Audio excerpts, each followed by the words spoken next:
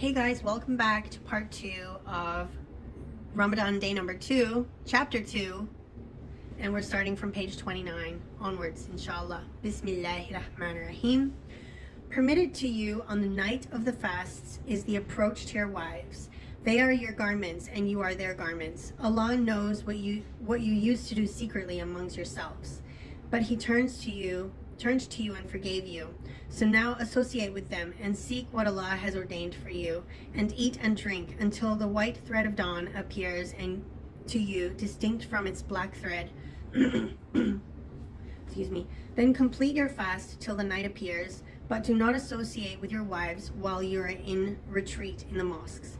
There are limits set by Allah. Approach not nigh thereto. Thus doth Allah make clear signs to men that they may learn self-restraint. And do not eat up your property among yourselves for vanities, nor use it as bait for the judges, with intent that you may eat up wrongfully and knowingly a little of other people's property.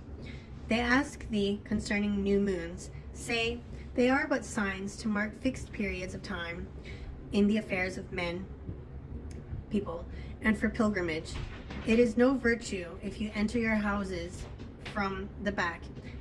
It is virtue if you fear God. Enter houses through the proper doors and fear Allah that you may prosper. Fight in the cause of Allah those who fight you, but do not transgress limits, for Allah loves not transgressors. And slay them wherever you catch them, and turn them out from where they have turned you out. For tumult and oppression are worse than slaughter. But fight them not at the sacred mosque, unless they first fight you there. But if they fight you, slay them. Such is the reward of those who suppress faith. Pause right there. Okay, so people often use these verses that I just read against the religion of Allah, and use these verses as kind of proof that Islam is a violent religion where we just want to kill anyone who doesn't believe in Islam. So that is taking it completely out of context. What it means is fight for your rights, fight for your houses, fight for your homes, fight for your families,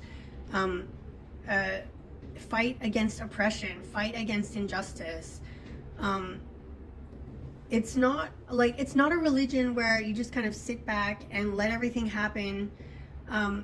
Anyone comes in and tries to steal your home or kill your family, you just be like, oh, I guess it's the will of Allah, so I'm just gonna let it happen because this is a peaceful religion. This is a peaceful religion, but you got to fight for what's yours too. You can't just sit back and be like, oh well, I guess it was just the will of Allah. Okay, it says here that tumult and oppression are worse than slaughter. Or, yeah, oppression. So, I mean, that means, like, it's completely against Islam to oppress other people, oppress anyone. No one should be oppressed. And if someone tries to oppress you, you can fight for your life. You can fight until you're not oppressed anymore. You can fight until you have your home back, your land back. And if it means that the enemy has to die in order for that to happen, then so be it. So be it. It's against Islam to go and steal someone's home and steal their land and kill their families. Okay, so there's a little bit more context because a lot of people take that out of context. Fight them on until there is no more tumult or oppression, and there prevail justice and faith in Allah.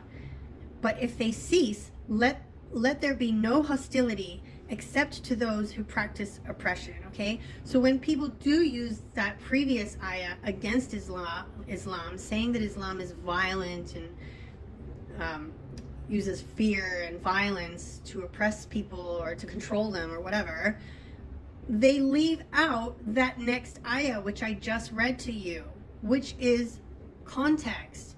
You need the whole context of what the Quran is saying, what Allah is telling us. You can't just pick one ayah and be like, see, it's a violent religion. It uses fear to control the people.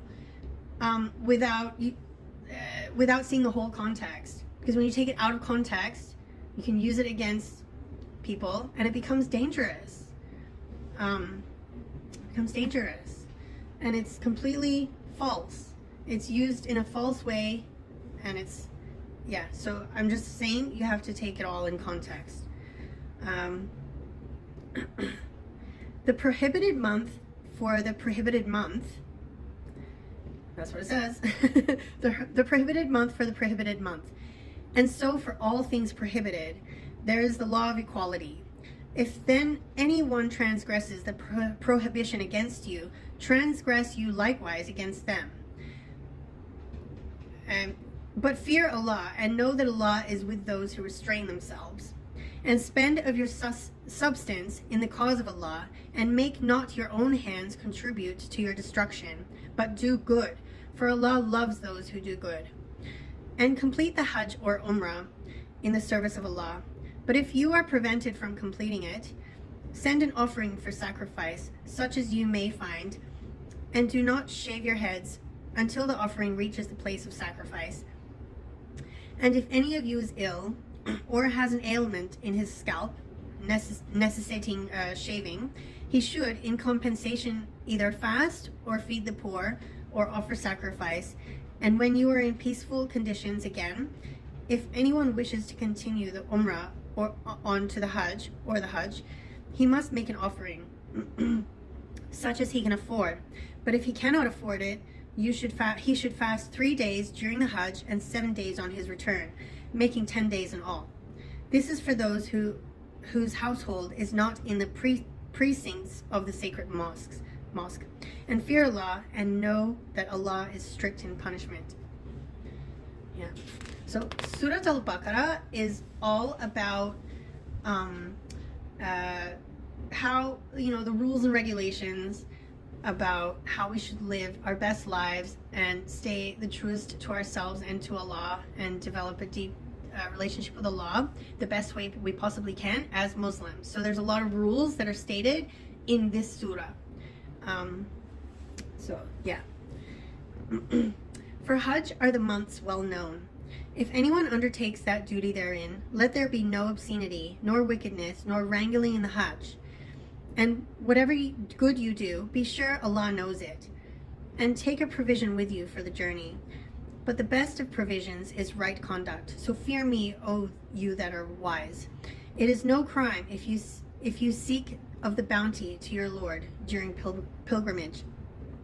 Then when you pour down from Mount Arafat, celebrate the praises of Allah at the sacred monument, and celebrate his praises as he has directed you, even though before this you went astray.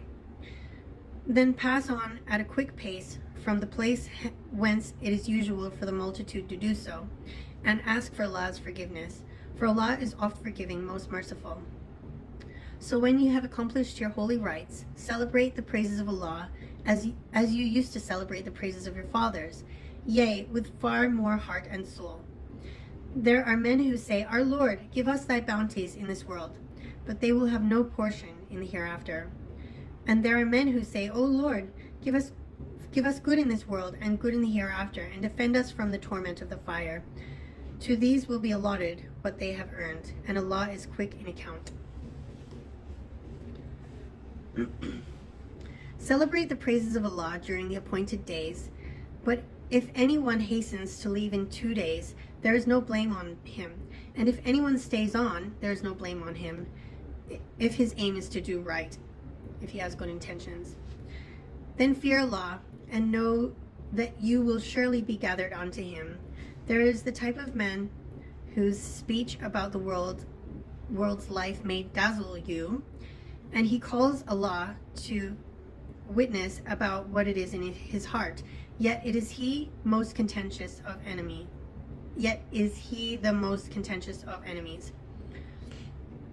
When he turns his back, his aim everywhere is to spread mischief through the earth and destroy crops and cattle.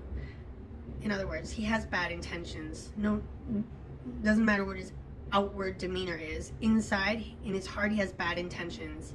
And Allah knows all that is in his heart, all that is in your heart, all that is in all of our hearts. He knows.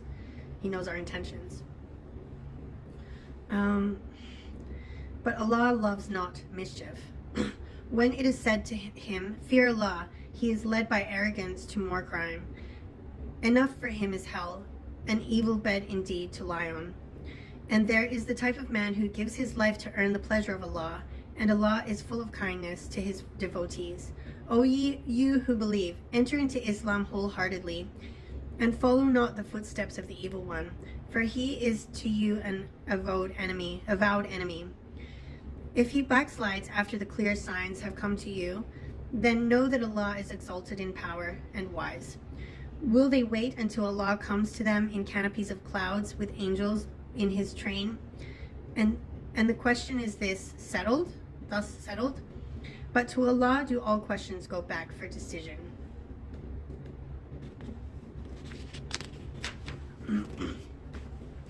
Ask the children of Israel how many clear signs we have sent them. But if anyone, after Allah's favor has come to him, substitutes something else, Allah is strict in punishment. The life of this world is alluring to those who reject faith, and they scoff at those who believe. But the righteous will be above them on the day of resurrection, for Allah bestows his abundance without measure on whom he will. Mankind was one single nation, and Allah sent messengers with glad tidings and warnings. And with him he sent the book in truth, to judge between people in matters wherein they differed. But the people of the book, after the clear signs came to them, did not differ among themselves, except through selfish contumacy. Allah, by his grace, guided the believers to the truth concerning that wherein they differed. For Allah guides whom he will to a path that is straight. Or do you think that you shall enter the garden of bliss without such trials as came to those who passed away before you? They encountered suffering and adversity, and were so shaken in spirit that even the apostle and those of faith who were with him cried, when will come the help of Allah? Ah, verily, the help of Allah is always near. They ask you what they should spend in charity. Say, whatever you spend that is good is for parents and kindred and orphans and those in want, and for the wayfarers. And whatever you do that is good, Allah knows it well. Fighting is prescribed for you, and you dislike it. But it is possible that you dislike a thing which is good for you, and that you love a thing which is bad for you. But Allah knows, and you know not. They ask you concerning fighting in the prohibited month. Say, fighting therein is a grave offense. But graver is it in the sight of Allah to prevent access to the path of Allah, to deny him, to prevent access to the sacred mosque, and drive out its members. Tumult and oppression are worse than slaughter. Nor will they cease fighting you until they turn you back from your faith, if they can.